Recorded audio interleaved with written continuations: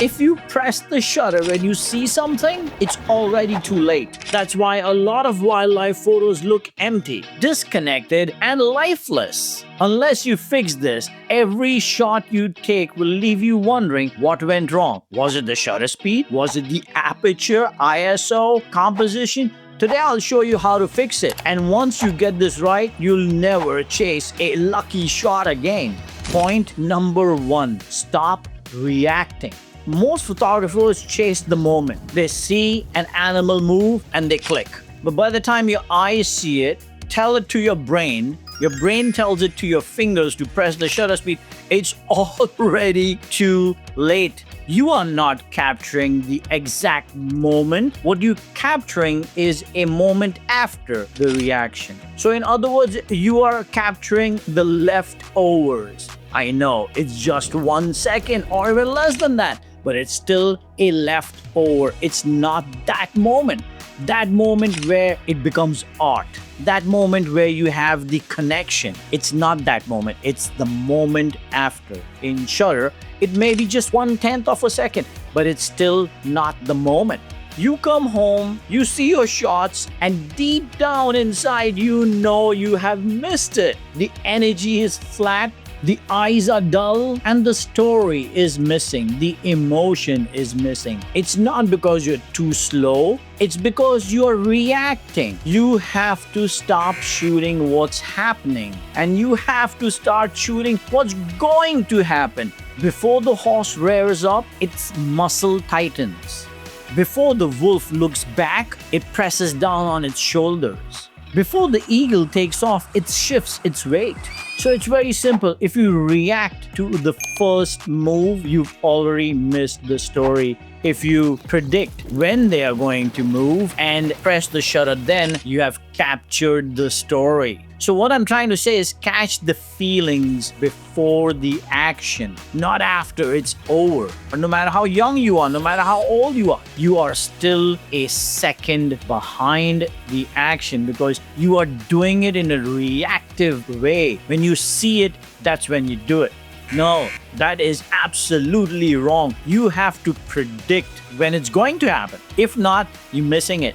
And that's why the emotion, the feeling, the connection is not there in the photographs. Now that you know when to click, let's talk about what you should watch for. So that brings us to point number 2. Watch like a predator. Most of us aren't really watching. We're just looking, scanning around like tourists, hoping something exciting happens. But when your eyes are bouncing around, you're not really seeing anything. Your eyes are all over the place instead of where they should be. You're distracted, you're scattered. And when the real moment happens, bang, you missed it because you are working on reflexes and not on prediction. You can't really see magic when you're looking at everything. You have to be like a predator, focused right on the subject. Don't look at the entire herd. Look at that one animal's eye.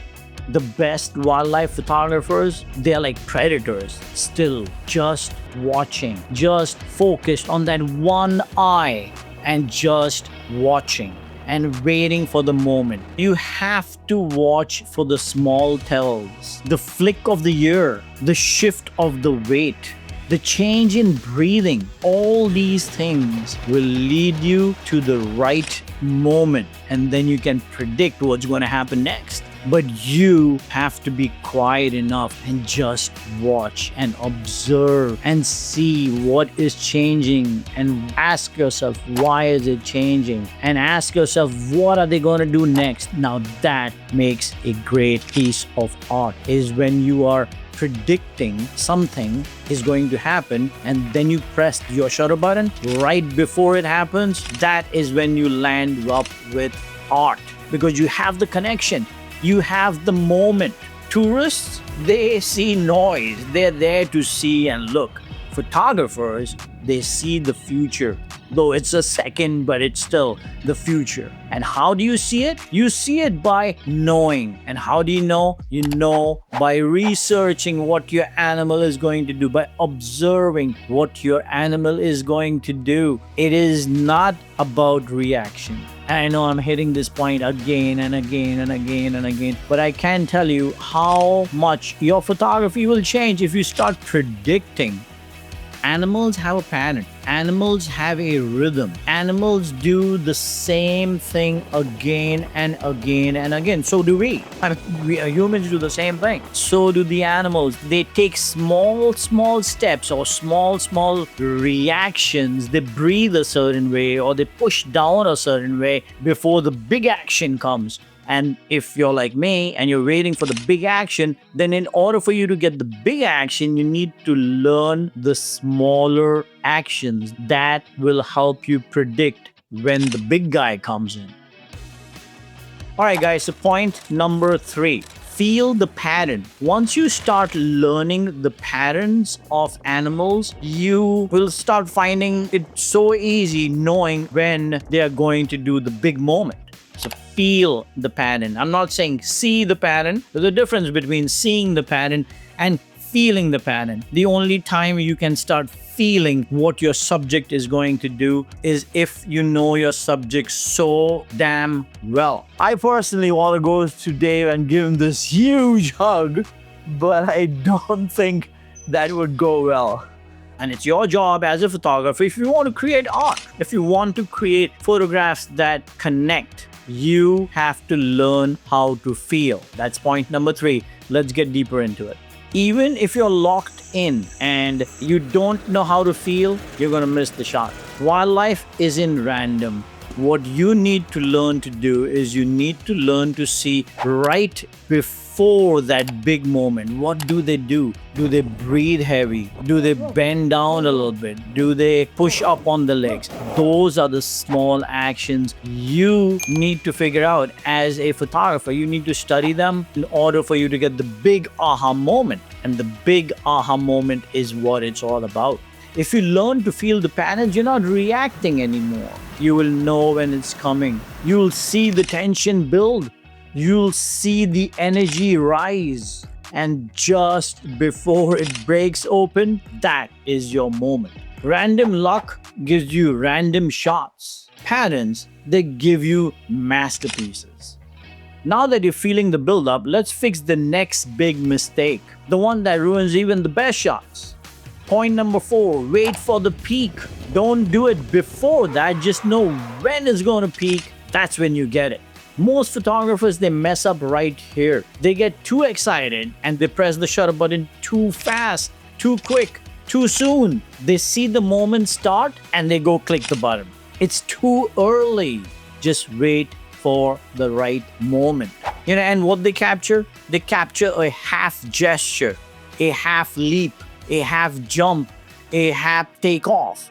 When you click too soon, you freeze the build-up, not the bloom, not the action, just before it. The real magic happens when you wait that sliver of a moment, that one little moment. You just wait and you say, I will not do it. And then you go and do it. When you see the moment rise, just relax. I know it gets exciting and we all want to press the shutter button. Just relax for that one moment. Take a deep breather. Wait for it to peak and then go hit the shutter button. Not before that. Honestly speaking, a half a second or a quarter of a second of patience will create a piece of fine art. If not, you just have a photo.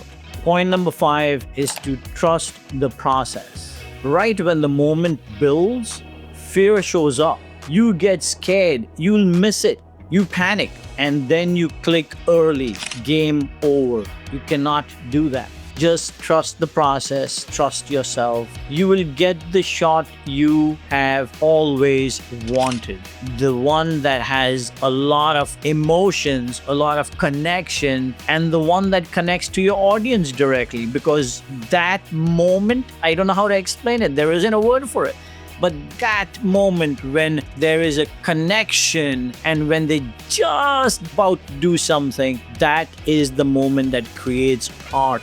Trust me, yes, it's about lighting. And yes, it's about composition. And yes, it's about all the things that everybody speaks about. Yes, it is all about wildlife photography. It's all about that. But if you want to be someone exceptional, and if you want to be a photographer that's very different, you have to bring emotions into your photographs. The only way you're going to do that is to be a predictor, not a predator, a predictor that behaves like a predator, of course, and predicts what's going to happen next. Now, that next could be a quarter of a second, it could be a half of a second, or it could be a second. I don't know. That's all in the research. When I say research, I don't mean you sit in front of the computer and start typing away. What I mean is you sit in front of the animal and watch it, and watch the animal do what it does. This is my final tip. It's not point number 6, but I'm going to call it point number 6. Get to the field or get to the location, get in front of your subject, look through your lens, and don't click the shutter button. I know it's everything that you have learned. I'm telling you not to do. Just let the animal do whatever it's doing. Look through it, observe it, have patience. Just let your brain take everything in here. I promise you, when you come back the next day or the third day or the fourth day, the animal will be there because they follow patterns just like we do. They'll do the same thing again and again and again. They'll go by the same path. They will clean themselves at the same time, so on and so forth. Once you start learning their patterns, if you don't get it on the first day, it's okay. Go back on the second day. Go back on the third day. It's not a game of reaction. It's a game of prediction. If this helped you see wildlife photography in a different way, let me know in the comments. And if you're ready to create images, not photos, then go hit the subscribe button. We're just getting started. I'll see you guys soon. Thank you.